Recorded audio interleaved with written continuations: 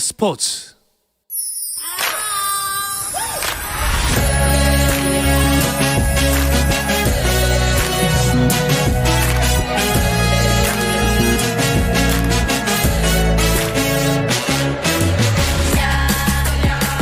목요일에는 해외 축구 이야기와 함께하고 있죠. 라디오의 발롱도르를 꿈꾸고 있습니다. 이건 김정용의 랄롱드르 시작하겠습니다. 네, 풋볼리스트 김정용 기자와 먼저 인사 나누겠습니다. 안녕하세요. 안녕하세요. 김정용입니다. 네, 딱 입장하시는데 눈이 부셨습니다. 굉장히 시원한 패턴의 옷을 입고 오셨는데. 네, 여행을 못 가니까 옷이라도 좀 정글 느낌으로. 네. 오늘 저희 유튜브 실시간 채널로 보실 수 있는데요. 아주 화려한 정글 패턴의 김정용 기자 만나볼 수 있겠습니다. 자, 그리고 영국에 있는 이건 기자 연결합니다. 안녕하세요. 네, 안녕하세요. 영국 런던에 있는 이건입니다. 네, 반갑습니다. 유로 2020 열기 어떻습니까? 네, 이곳 영국도 그렇고 유럽 전역으로 이 기온이 상승을 하면서 그와 동시에 유로 2020의 열기도 계속 뜨거워지고 있습니다. 조별리그의 각 팀 1차전을 이제 끝냈죠. 그러면서 이탈리아 같은 경우 16강도 나갔고, 그리고 16강 행 가능성에 대한 윤곽이 서서히 나오고 있으면서 거기에 대한 이제 관심들도 계속 뜨거워지면서 전 유럽 대륙을 달구고 있습니다. 네. 자, 유로 2020 열기에 대해서는 조금 이따가 짚어보도록 하겠고요. 사실, 우리 축구 팬들은 손흥민 선수가 토트넘에서 어떤 감독을 만나게 될지가 더 궁금할 텐데, 누가 올 것 같습니까? 지난주에도 우리가 이 시간에서 거론을 한 적이 있는 파울로 폰세카라는 포르투갈 감독이 일주일 사이에 훨씬 더 유력하게 선임이 거론이 되고 있고요. 네. 일부 매체에서는 거의 이미 확정적이다. 발표만 남겨두고 있다. 이렇게 얘기하는 것도 있습니다. 이 파울로 폰세카라는 감독은 지난 시즌 이탈리아의 AS 로마에서 이탈리아 리그 7위에 그친 뒤에 경질됐던 감독이에요. 토트넘도 지난 시즌 잉글랜드 프리미어리그 7위였기 때문에 네. 같은 7위 팀 감독을 데려온 꼴이 됐고, 게다가 로마는 토트넘을 떠난 무리뉴 감독을 이미 선임을 했거든요. 네. 그러니까 두 빅리그의 7위 팀끼리 감독을 맞바꾼 꼴이 돼서 너희들은 그럴 거면 우리 팀에 별로 우리가 안 좋아하는 감독 뭐하러 데려가니? 서로 이렇게 느끼는 그런 상황이 된 거죠. 토트넘 팬들은 현지에서도 그렇게 느낄까요? 이건 기자, 지금도 좀 부정적인 반응입니까? 네, 폰세카 감독에 대해서 그렇게 호의적인 반응은 안 나오고 있습니다. 사실 토트넘 팬들 입장에서는 이 폰세카 감독이 낯설게 느껴질 수밖에 없는 게, 일단 폰세카 감독의 현역 시절은 거의 대부분 포르투갈에서 현역 시절을 보냈고요. 네. 감독 생활 역시 포르투갈에서 계속 하다가 우크라이나 이제 명문팀인 샤흐타르 도네츠크에 넘어가서 거기서 성공을 했습니다. 이제 샤흐타르 도네츠크에서 리그 3연패 그리고 FA컵 3연패 이런 성과가 있었고, 그리고 난 다음에 AS 로마를 넘어갔단 말이에요. 그렇기 때문에 사실 잉글랜드 팬들, 토트넘 팬들은 잉글랜드 프리미어리그에 주력을 하고 그 외에 이제 챔피언스 리그의 명문팀들 정도만 알고 있기 때문에 포르투갈에서 주로 하고 우크라이나 그리고 이탈리아에서만 이렇게 감독 생활을 한 이 폰세카 감독에 대해서 도저히 들어본 적도 없고 별로 아는 것도 없습니다. 그렇기 때문에 상당히 좀 못 믿어온 시선, 그 감독이 과연 잘할 것인가, 아직까지는 믿음을 줄 수 없다라는 그런 좀 부정적인 시선이 많이 있습니다. 영국 사람들은 폰세카 감독을 잘 모를 수도 있겠군요. 근데 많은 감독들이 물랑에 올랐었잖아요. 근데 결국 폰세카 감독으로 초점이 맞춰진 이유가 뭘까요? 네, 그동안 거론된 감독들은 거의 감독 선임설로 세계 일주 수준이었죠. 포체티노 감독이 복귀한다는 설부터 별별 설이 다 있었는데, 맞습니다. 일단 첫 번째 이유는 토트넘이 그만큼 퇴짜를 많이 맞았다. 그렇게 보시면 되겠고요. 금액적인 부분도 무시할 수 없겠죠. 그렇죠. 일단 토트넘 자체가 그렇게 매력적인 행선지가 아니다. 그러니까 내가 당장 갔을 때 지휘봉을 잡으면 내가 별로 열심히 하지 않아도 이 팀으로 좋은 성적을 내고 내 평판이 올라갈 것 같은지, 아니면 아무리 열심히 해도 이 팀은 순위가 하락할 것 같은지 이런 걸 잴 텐데, 맞아요. 토트넘은 후제 가깝기 때문에 그래서 퇴짜를 많이 맞은 점이 있고, 둘째는 비교적 폰세카 감독의 연봉이 좀 저렴하다. 그리고 세 번째가 좀 중요할 수 있는데, 그동안 토트넘은 우리 한국 사람들에게도 꽤 유명해진 네. 다니엘 랩이라는 회장과 감독, 이렇게 쌍두마차식의 리더십이었는데 네. 그 사이에 단장을 하나 더 둬서 감독의 권한을 좀 축소하는 쪽으로 팀 구조를 바꾸고 있다는 얘기가 있어요. 그래서 파라티치라는 이탈리아인 단장을 벌써 데려왔거든요. 아, 그래요? 네, 그래서 이것저것 다 하는 감독이 아니고 권한이 더 적은 전술만 딱 짜는 그런 코치형 감독을 원한다는 말이 있는데 폰세카 감독이 상당히 전술가라서 이 조건에 부합합니다. 그럴 수도 있겠군요. 이거 뭐 메이저리그 야구팀 얘기 같기도 하고. 이건 기자, 폰세카 감독에게 일단 뭐 주어진 과제들이 있죠, 지금. 네, 일단 뭐 그 토트넘 쪽에서는 작은 대회라도 이 우승을 일단 시키는 것이 가장 큰 급선무인데 이 우승을 시키는 것이 폰세카 감독이 뭐 컵대, 리그컵 대회 이런 거라도 하나를 해야 되고요. 일단 그것보다도 더 중요한 것은 토트넘 선수들의 신임을 얻는 것이 가장 큰 중요한 과제입니다. 이제 그동안 토트넘을 이끌어온 그 감독들을 보면 마우리시오 포체티노 감독, 조세 무리뉴 감독, 그러니까 세계적인 명장들과 함께 했는데 사실 포체티노 감독은 토트넘에 부임했을 때는 그렇게 유명하고 그렇게 명장은 아니었지만 이 뭐 에릭센이라든지 케인이라든지 손흥민 선수라든지 델리알리 선수라든지 이런 선수들과 함께 자신도 성장을 하면서 이 선수들과의 유대감, 믿음이 확실했던 그런 감독이고요. 무리뉴 감독이야 뭐 두말할 필요 없고 뭐 설명드릴 필요 없이 이미 완성된 명장입니다. 이런 명장들의 그런 지도에 익숙해 왔던 토트넘 선수들이 사실 토트넘 선수들 입장에서도 폰세카 감독 그러면 누구지? 이렇게 물음표를 띄울 수밖에 없거든요. 이런 상황에서 이 폰세카 감독이 얼마만큼 선수들의 신임을 빨리 얻느냐 이것이 다음 시즌에 토트넘의 성적과도 직결될 수 있다라고 보시면 되겠습니다. 그렇군요. 손흥민 선수는 김정현 기자, 그 토트넘에 계속 남아 있겠죠? 네, 오늘 새벽 현지 축구 전문 기자가 손흥민 선수의 재계약이 임박했다고. 요즘 그 스포츠 기자들은 자기가 속해 있는 매체 기사를 내기보다 자기의 소셜 미디어 뭐 그런 곳에 먼저 올리는 경우가 많거든요. 네. 먼저 올렸어요. 그래서 그 주장이 맞다면 장기 계약에 대폭 인상된 연봉이 예고돼 있거든요. 이게 사실이라면 현재 손흥민 선수가 29세라서 전성기 전부를 토트넘에서 다 보내는 토트넘 레전드의 길을 가는 꼴이 되는 거죠. 그렇군요. 케인의 거취 문제도 좀 궁금하고, 이건 기자, 토트넘의 선수 구성에도 좀 변화가 생길 것 같습니다.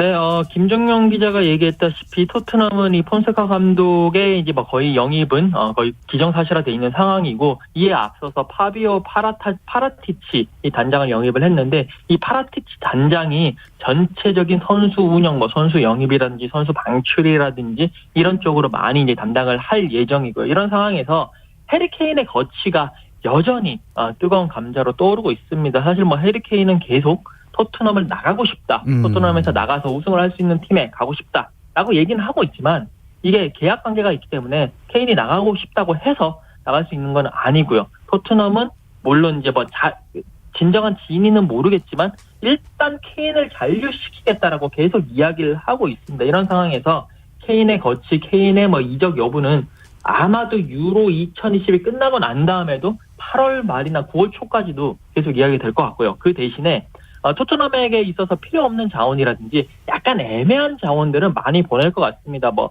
세르지 오리에도 계속 파리 생제르맹의 오퍼를 받고 있기 때문에 토트넘 입장에서는 적당한 가격만 맞으면 오리에 팔고 풀럼이라든지 노리치 시티라든지 이런 팀에서 다른 선수들 데리고 오면서 전체적인 그런 뭐 포메이션이라든지 선수단의 구성이 있어가지고 상당히 파리티치 단장의 입맛에 맞는 그런 선수단으로 재편할 가능성이 클 것 같습니다. 네. 국내에서 그 손흥민 선수 레바논전 A매치 예선에서 세리머니가 좀 화제였거든요. 이건 기자, 그 에릭센 선수를 위한 손흥민 선수의 세리머니 소식 유럽에도 혹시 전해졌나요?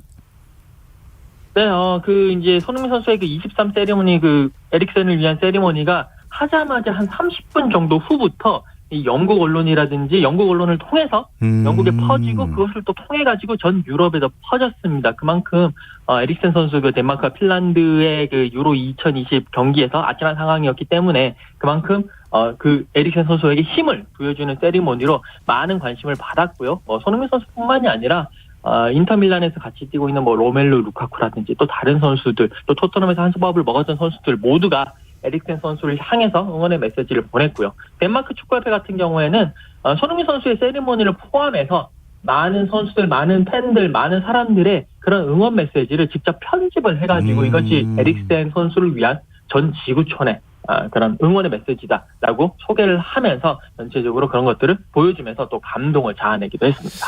뭐 대부분의 축구 팬들은 다 아시겠지만 라디오 듣고 계시는 분들을 위해서 에릭센 선수는 어떤 선수고 또 어떤 일을 당했고 손흥민 선수랑은 어떤 관계인지 김정용 기자가 좀 설명을 해 주시죠. 네, 에릭센 선수는 토트넘에서 손흥민 선수와 함께 오랫동안 뛰어서 우리한테 상당히 익숙한 네. 덴마크 대표 스타 미드필더고요.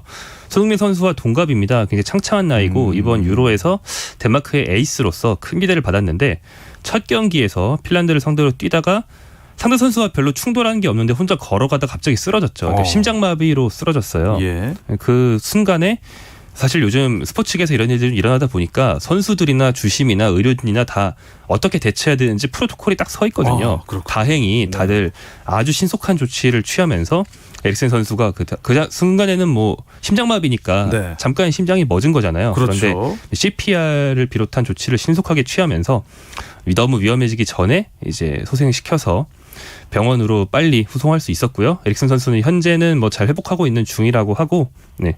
덴마크 축구협회 의료진이 공식적으로 에릭센이 잠깐 그 심정지 상태 갔다가 돌아왔다고 밝혔습니다. 네. 근데 이런 일을 한번 겪으면 그 쉽게 말해서 죽었다가 살아나는 것이기 때문에 몸에 다양한 변화가 생긴다고 하죠. 그래서 예. 일상생활로 복귀하는 건 보통은 문제가 없지만 운동선수로서 복귀할 수 있을지는 앞으로 이제 병상에서 일어난 다음에 여러 가지 검사를 해봐야 알 수 있다고 합니다. 손흥민 선수 레바논존에서 23 세리머니를 했고 유로 2020에서도 뭐 여러 선수들이 세리머니를 했죠. 네, 좀 전에 이건 기자 얘기해 준 것처럼 현재 인테르 밀란이라는 이탈리아 팀에 있거든요. 이 팀 동료인 벨기에 공격수 루카쿠가 가장 먼저 응원 세리머니를 했고요. 다가오는 내일 새벽에 벨기에와 덴마크가 맞대결을 합니다. 이 경기에서 에릭센 선수의 등번호가 10번이라서 전반 10분부터 1분 동안 경기를 잠깐 멈추고 관중과 선수 모두가 다 같이 에릭센의 쾌유를 비는 시간을 갖는다. 이런 의식을 치르기로 했다고 하고요. 이 퍼포먼스를 제안한 건 역시 그 에릭센의 친구인 루카쿠가, 그러니까 벨기에 선수들이 먼저 나서야 이런 걸 할 수 있잖아요. 그렇습니다. 그래서 이런 뜻깊은 자리를 먼저 제안했다고 하고요. 그 밖에도 이제 옆에서 에릭센 선수의 일을 지켜봤던 핀란드 대표 선수들은 에릭센 선수의 쾌유를 비는 티셔츠를 입고 훈련을 하기도 했고, 유로에 참가한 모든 어떤 선수단 그리고 보고 있는 팬들까지 한 마음으로 에릭센 선수가 최대한 건강하게 돌아올 수 있기를 바라고 있습니다. 네, 이건 기자, 에릭센의 바람대로 덴마크가 벨기에전에서 좀 선전을 했으면 좋겠는데 그 B조 상황을 이건 기자가 좀 정리를 해 주시죠. 네, 지금 일단 B조 어제 한 경기, 그러니까 이미 이제 각 팀들이 한 경기씩은 했고 어제 이제 두 번째 2차전 한 경기가 펼쳐졌는데 러시아가 핀란드를 1대 0으로 눌렀습니다. 이러면서 네. 지금 러시아가 승점 3점으로 동률을 잃었고요. 그리고 핀란드까지 이제 승점 3점으로 동률을 잃었는데 덴마크는 승점 0점 계속 한 번 졌기 때문에 승점이 없는 상황입니다. 이런 상황에서 이제 약간 5시간 후에 덴마크와 벨기에에 이제 남아있는 두 번째 경기가 있거든요. 이 경기에서 이제 만약에 벨기에가 승리를 하더라도 승점 6점, 그러니까 벨기에 6점, 러시아 3점, 핀란드 3점, 덴마크 0점이 되기 때문에 벨기에가 16강 진출에 유리한 고지는 점하지만 확정하는 것은 아니고 덴마크 입장에서도 만약에 지게 되면 물론 이제 16강 탈락은 아니지만 16강 행에 적신호가 켜지는 상황이기 때문에 지금 상당히 승리가 절실한 상황입니다. 그렇기 때문에 이번 경기 덴마크와 벨기에의 이 격돌이 이번 B조의 16강 향방을 가를 가장 중요한 경기라고 보실 수가 있겠습니다. 네, 뭐 스포츠 선수 정신을 어떻게 보여주느냐 이것도 좀 관전 포인트인 것 같고요. 한국 시간으로 오늘 새벽 두 경기가 있었습니다. A조 경기들이었는데 김종영 기자 결과가 어떻죠? 네, 더 중요한 건 이제 이탈리아가 스위스를 완파했다는 소식인데 이탈리아가 스위스를 3대 0으로 꺾었고요. 며칠 전에 열렸던 1차전에서도 그 우리한테 익숙한 규네슈 감독이 이끄는 터키를 역시 3대 0으로 꺾었어요. 그래서 이탈리아가 이전 전승으로 가장 먼저 16강에 진출을 확정했습니다. 우리나라에서 요즘 이탈리아가 좀 관심 밖이라서 많이들 좀 얼마나 강한지를 모르시는 분들이 많았는데 네. 이번 대회 참가팀 중에서 이탈리아가 최근 한 1, 2년 동안의 최근 전적은 가장 강합니다. 유럽 전역에서요. 네. 지금 이 두 경기를 합쳐서 최근 무실점 9연승 중인데 이게 A매치에서 굉장히 드문 일이거든요. 우승 후보가 된 이탈리아의 모습을 한번 앞으로 지켜보시는 것도 좋을 것 같습니다. 네, 우승 후보 이탈리아를 강력하게 지금 어필을 해주셨는데 김정현 기자가 지난주에 어차피 우승은 프랑스라고 하셨던 것 같은데. 네. 네. 이건 기자, 영국에서는 웨일스 경기가 관심이 있었을 것 같은데 어땠습니까?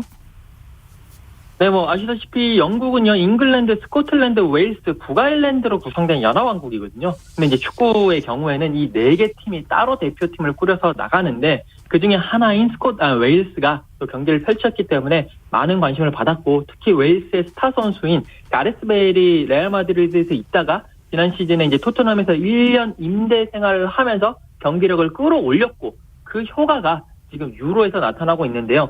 웨일스는 1차전 스위스와의 경기에서 1대1로 비겼고, 그리고 이제 한국 시간 오늘 새벽에 웨일스가 터키와 2차전을 치렀는데 2대0으로 승리를 했습니다. 정말 가레스 베일이 좋은 모습 보여줬고, 아론 램지의 선제골을 돕기는 했는데, 아쉽게도 베일이 자기가 이제 페널티킥을 얻었는데 이걸 좀 잘못 차가지고 좀 아쉬움을 남기긴 했지만 어쨌든 2대0으로 승리를 했고, 웨일스는 1승 1무를 기록을 하면서요, 조 2위로 뛰어오르면서 16강 진출에 유리한 고지를 점했고요. 경기 끝나고 난 다음에 베일이 선수들을 모아놓고, 감독들을 모아놓고 이렇게 막 박수치면서 뭔가 일장연설을 하는 부분이 상당히 큰 반향을 모으면서 웨일스의 리더는 역시 가레스 베일이다라는 것을 다시 한 번 더 재증명했습니다. 네, A, B조 살펴봤고요. 나머지 조 상황 잠시 쉬었다 와서 살펴드리겠습니다. 당신의 팀이 가장 빛나는 순간, 스포츠 박태원 아나운서와 함께합니다.